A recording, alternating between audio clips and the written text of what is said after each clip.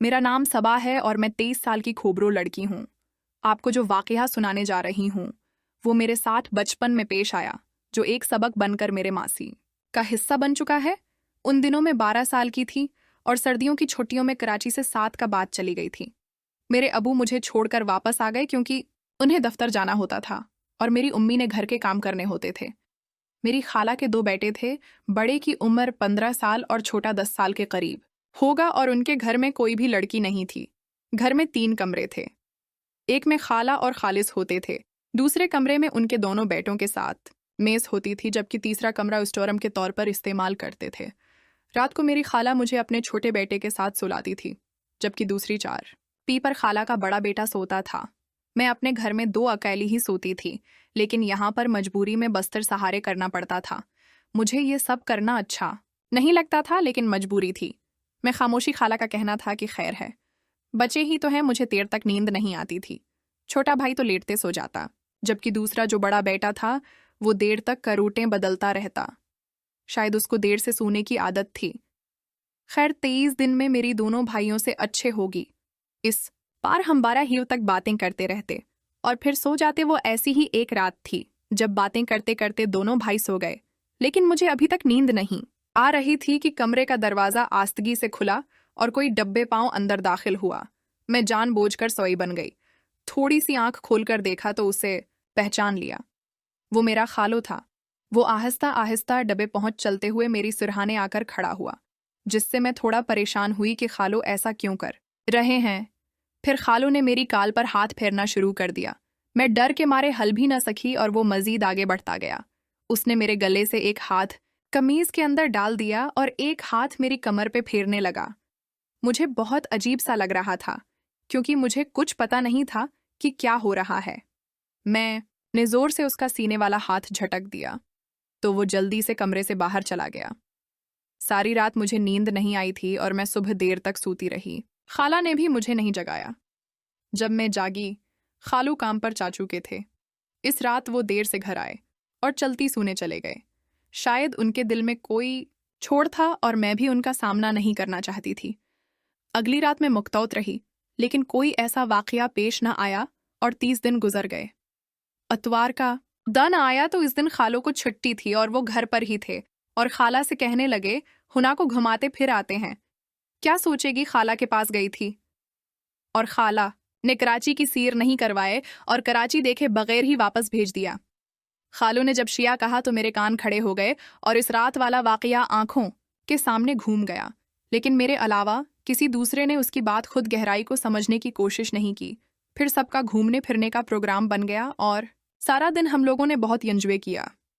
शाम का खाना भी बाहर खाया, जिसकी वजह से काफी थक गए थे, और रात को घर आते ही सबके सब लाते कर सो गई। उस रात थिकन की वजह से मैं भी जल्दी ऐसा गई थी कि न जाने भी कौन सा पहर था, जब मुझे लगा कि कोई मुझे अपने बहाव में उठाकर ले जा रहा है।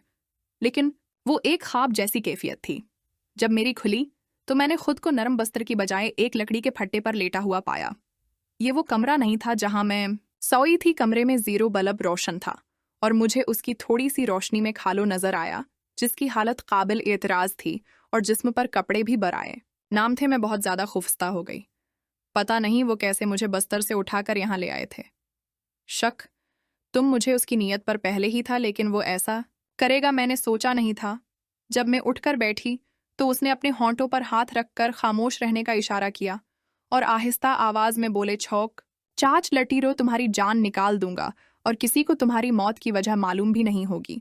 मैं बेअंतहा डर गई और फटी फटी नजरों से कमरे को देखने लगी। ये वही कमरा था जिसे वे स्टोर के तौर पर इस्तेमाल करते थे। कमरे का दरवाजा अंदर से बंद था। मैंने दीवार पर लगे एक कलाक को देखा।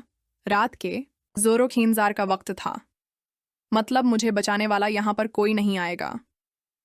कम इज कम सुबह जो सातना है, ऐसे पहले तो कोई नहीं आएगा, तब तक 5 घंटों में शायद मुझे मौत आ जाए।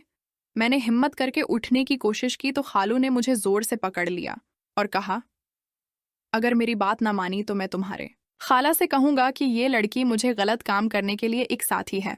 अब तो सचमुच मेरे होश उड़ गए और मेरे पास खालू की बात मानने के अलावा और कोई चारा नहीं था। लेकिन बात मानने का मतलब भी मुझे कुछ कुछ समझ आता था कि मेरा इंजाम बरा होगा। मैं जान छुड़ाने की तरकीब सोचने लगी, लेकिन खालो बहुत जल्दी में था। वो मुझे रीत या मौका देने को तैयार नहीं था। इतनी काम मुगल और बची तो मैं भी न थी कि अचानक मेरी जहन में एक तरकीब आई। मैंने खालो से कहा, मेरा दिल घबरा रहा है, मुझे पानी पीने जाने दो। फिर आप जैसा कहोगे वैसा ही करूंगी। खालोन जब ये सुना तो वो समझा मैं मान गई हूं तो खुशी से उसकी पांचें खुल गई।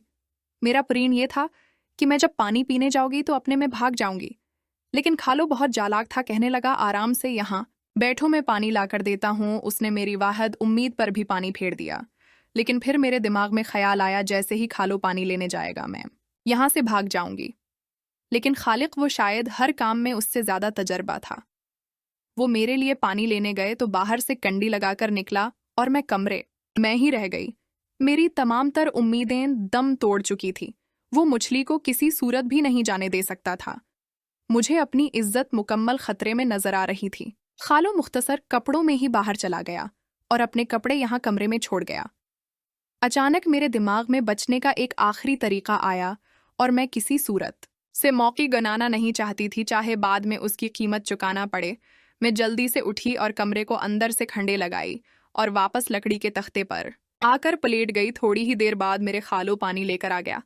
मुझे बाहर से कंडी खुलने की आवाज आई, मगर दरवाजा तो मैंने अंदर से बंद कर लिया था। वो परेशान होकर आहिस्ता आहिस्ता आवाज में मुझे आवाजें देने लगा कि होना दरवाजा खोलो, पानी ले लो। लेकिन अब दरवाजा बंद हो गया था क्योंकि उसके कपड़े अंदर पड़े थे। वो अपने ही जाल में फंस गया था और मेरी मनते कर रहा था। बेटी बेटी कह रहा था, लेकिन मैंने उसकी एक न सुनी और वो थोड़ी ही देर मैं वहां से भाग गया। मैं सुबह तक वहां लेटी रही और खाला के उठने से पहले जाकर अपने कमरे में लेट गई। जब मैं उठी तो खालो घर से गायब था। वो काम का बहाना करके 3 दिन तक घर न आया। इसी दौरान मेरी छुट्टियां खत्म हो गई और मेरे अबू मुझे लेने आ गए और फिर मैं उनके साथ वापस आ गई। इसके बाद मैं अकेली किसी भी रिश्तेदार के घर नहीं गई। आपको कहानी अच्छी लगी, इसको लिखें कीजिएगा और सहारे कीजिएगा और चैनल को सब्सक्राइब कीजिएगा। शुक्रिया।